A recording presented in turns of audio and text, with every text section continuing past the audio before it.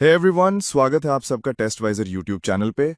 इस चैनल पे आपको इंजीनियरिंग एडमिशन से रिलेटेड बहुत सारे कंटेंट मिलने वाले हैं। नमस्कार।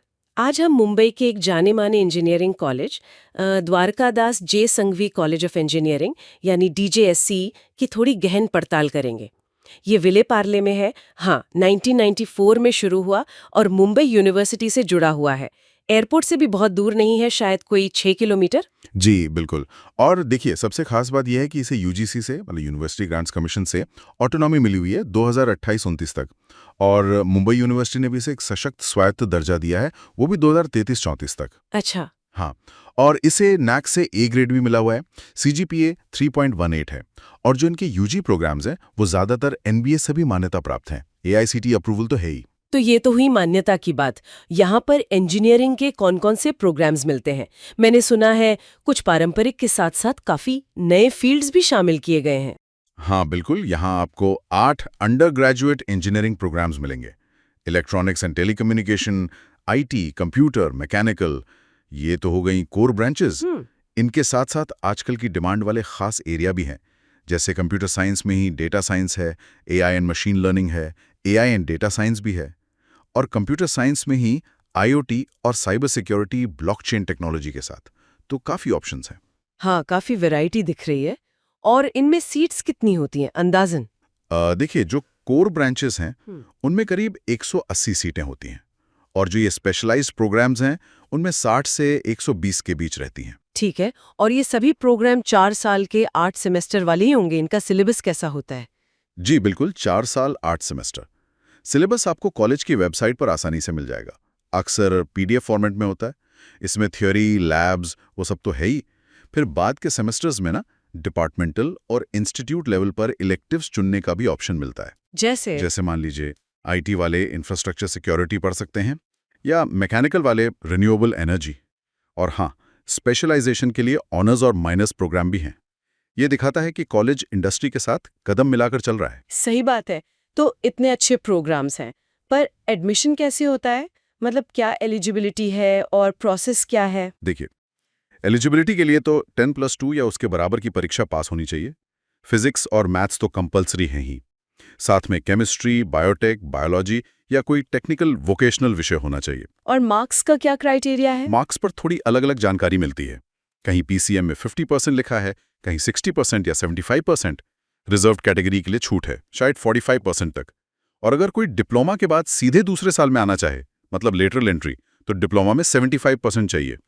और सबसे जरूरी है JEE मेंस या फिर महाराष्ट्र का जो MHCET होता है, उसमें एक वैलिड अच्छा स्कोर। मतलब एंट्रेंस एग्जाम का स्कोर बहुत जरूरी है। और एप्लीकेशन वो कैसे होता है? प्रक्रिया ज़्यादातर ऑनलाइन ही है।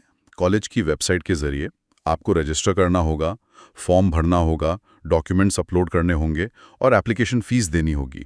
एक जगह 3,000 रुपये लिखी थी। एडमिशन फिर इन्हीं एंट्रेंस एग्जाम के स्कोर और 12वीं के मार्क्स के बेसिस पर होता है। कंपटीशन तगड़ा रहता होगा फिर। हाँ, काफ़ी। जैसे MHCET 2023 का बताऊं, तो होम स्टेट जनरल के लिए कंप्यूटर इंजीनियरिंग का कट ऑफ 99.4 परसेंटाइल के करीब था।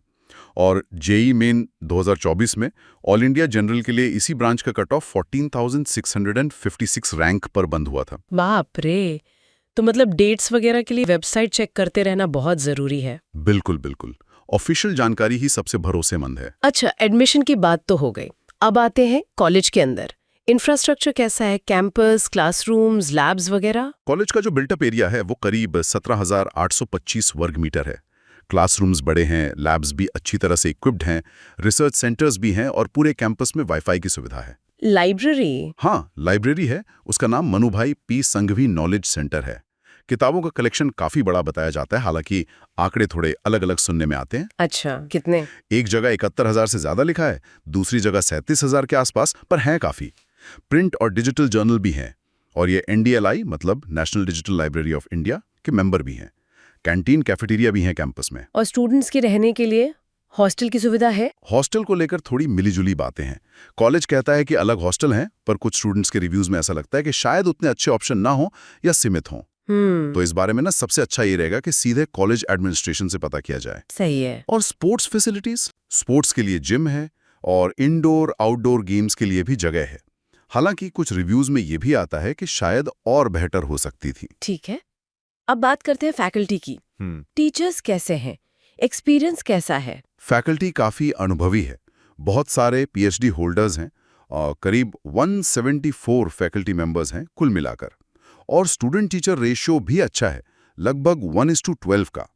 इसे काफ़ी बढ़िया माना जाता है। कुछ डिपार्टमेंट हेड्स के नाम हैं, जैसे doctor Meera Narvekar computer engineering में और doctor Atul D Dhale mechanical engineering में। चलिए, अब सबसे अहम मुद्दे पर आते हैं, प्लेसमेंट्स।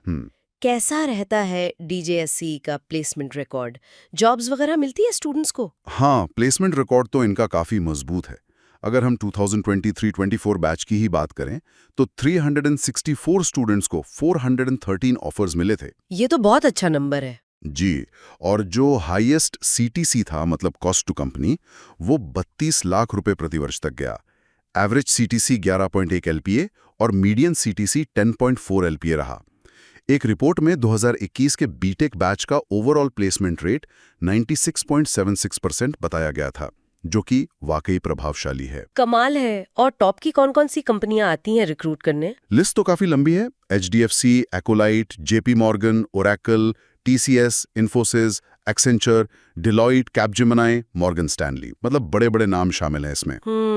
इंटर्नशिप पर भी काफी जोर रहता है। 2023-24 में ही 600 से ज्यादा इंटर्नशिप ऑफर मिले थे। अरे वाह! हाँ, और हाईएस्ट स्टाइपेंड 87,600 रुपीस प्रति महीना तक गया था। ये तो बहुत ही बढ़िया है। शायद इसीलिए कॉलेज की रैंकिंग भी अच्छी है। बिल्कुल, ये सब चीजें रैंकिंग में भी दिखती हैं। जैसे NIRF 2024 की इंजीनियरिंग रैंकिंग में ये 201 से 300 वाले बैंड में था। इंडिया टुडे 2024 में 27वीं रैंक और द वीक 2024 में 11वीं रैंक। तो रैंकिंग्स भी अच्छी हैं। सही है। अच्छा, एकेडमिक्स और प्लेसमेंट के अलावा कॉलेज लाइफ कैसी है? स्टूडेंट्स के लिए पढ़ाई के अलावा भी कुछ है? हाँ, कैंपस लाइफ काफ़ी एक्टिव रहती है। IEEE, CSI जैसी प्रोफेशनल बॉडीज़ के स्टूडेंट चैप्टर्स हैं। फिर अलग अलग इंटरेस्ट के लिए बहुत सारे क्लब्स हैं, टेक्निकल भी, कल्चरल भी, सोशल भी। इनका एक सालाना फेस्टिवल होता है, ट्रिनिटी, वो काफ़ी बड़ा इवेंट होता है। अच्छा। और स्टूडेंट्स के सपोर्ट के लिए काउंसलिंग सर्विसेज हैं, शिकायत निवारण मैकेनिज्म हैं, तो वो सब भी है। और कॉलेज को इन सब के लिए कोई पहचान, कोई अवार्ड्स वगैरह मिले हैं? जी हाँ, इसे लगातार देश के टॉप प्राइवेट इंजीनियरिंग कॉलेजों में गिना रहता है। टाइम्स एजुकेशन आइकन मुंबई 2023 जैसा अवार्ड भी मिला है और स्टूडेंट्स भी अलग अलग कॉम्पिटिशन्स में काफ़ी अच्छा परफॉर्म करते रहे। तो संक्षेप में कहें तो Dwarkadas J Sanghvi college of engineering एक काफ़ी प्रतिष्ठित ऑटोनॉमस संस्थान है। यहाँ एकेडमिक्स अच्छे हैं, प्रोग्राम्स में विविधता है, प्लेसमेंट रिकॉर्ड मजबूत है और रैंकिंग्स भी प्रभावशाली हैं, खासकर मुंबई और वेस्टर्न रीजन के हिसाब से। हाँ, ये सब तो बिल्कुल सही है, पर यहाँ एक सोचने वाली बात ये भी आती है, या कह सकते हैं एक सवाल उठता है। क्या? कि जैसे ये कॉलेज एक तरफ तो स्थापित मतलब कोर इंजीनियरिंग ब्रांचेस चला रहा है और दूसरी तरफ AI, IoT, साइबर सिक्योरिटी जैसी बिल्कुल नई और बहुत तेजी से बदलने वाली टेक्नोलॉजीज पर आधारित कोर्स भी ऑफर कर रहा है, तो आने वाले सालों में ये अपने करिकुलम में इन नई तेजी से विकसित होती फील्ड्स और इंजीनियरिंग के जो बुनियादी सिद्धांत हैं उनके बीच संतुलन कैसे बनाए रखेगा, ये देखना दिलचस्प हो। www.testvisor.com is a digital learning platform for students to prepare for board and competitive exams, offering chapter-wise tests and full-length mock tests, study material like video, PDF notes, DPPs, MCQs, theory, and most important Maharashtra Engineering Admission Counseling across multiple domains.